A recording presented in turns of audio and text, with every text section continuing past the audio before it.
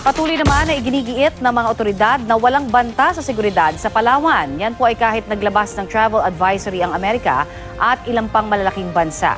Balitang hatid ni Chino Gaston.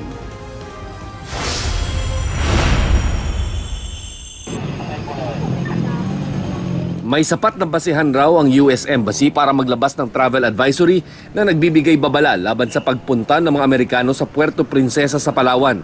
Pero hindi sinabi ng tagapagsalita ng embahada kung saan galing ang kanilang hawak na impormasyon. There is a credible threat of potential target of foreigners for kidnapping in the Puerto Princesa area. Dati nang nagkaroon ng pangingidnap ng mga Amerikano sa Palawan. Nangyari ito noong 2001 sa Dos Palmas Resort na nasa isang pribadong isla sa Honda Bay, northeast ng Puerto Princesa. Dinukot ng mga Abu Sayyaf ang mga Amerikanong sina Guillermo Subero, Martin at Gracia Burnham at iba pang mga Pilipinong turista.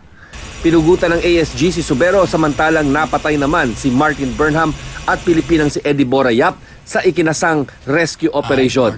Ang Philippine National Police wala pa naman daw na monitor na banta. They're gathering info pertaining to the given advisory or the given information.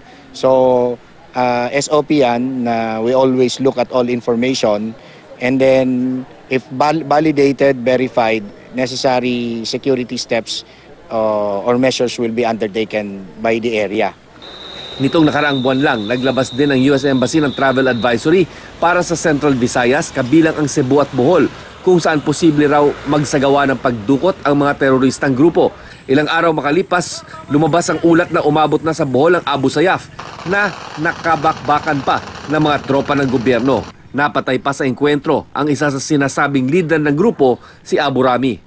Ang mga ganitong pag-atake ng ASG ang nais mapigilan din ng mga Amerikano. Bukod sa sari-saring fast boats at mga armas, nagdo-donate din ng mga pasilidad ang mga Amerikano gaya ng Law Enforcement Center at Barracks sa Taganak Island sa Tawi-Tawi.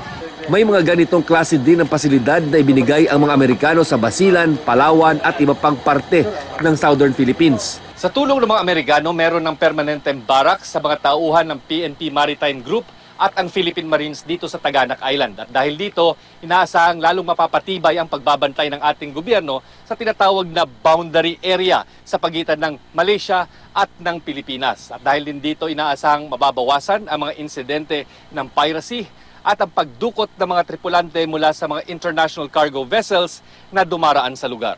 We also recognize the importance of investing in maritime security and in further developing a viable professional maritime law enforcement presence to protect and serve Tawi-Tawi and these islands, the whole region. Sa isang pahayag, sinabi ni AFP spokesman Colonel Edgar Arevalo, wala pa raw silang namomonitor na threat sa Palawan, pero patuloy daw ang ginagawa nilang pagbabantay. Nanawagan din sila sa mga residente ng Palawan na maging mapagmatyag at ipaalam sa otoridad kung may mga kahina-hinalang tao sa kanilang lugar.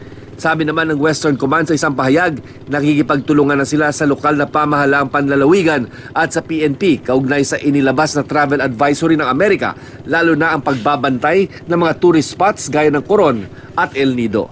Bukod sa Amerika, naglabas na rin ng travel advisory ang United Kingdom, Australia at Canada. Bago tumulak patungong Cambodia ang Pangulo, binanggit din ng Pangulo na ang problema sa terorismo sa Mindanao ay maiuugnay na rin daw sa droga. Problem with terrorism, what looms very big ahead is the IS. They are coming in, bakbakad tayo sa Mindanao ngayon. As a matter of fact, I've been using the F-50A jets on bombing runs, and I'd like you to know that itong droga, wala itong katapusan, and if somebody there with the bleeding hearts, drug is fueling the terrorism in the South. That's why we have a lot of promising drug lords there again.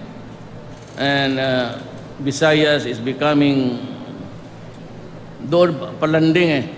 Chino Gaston, GMA News.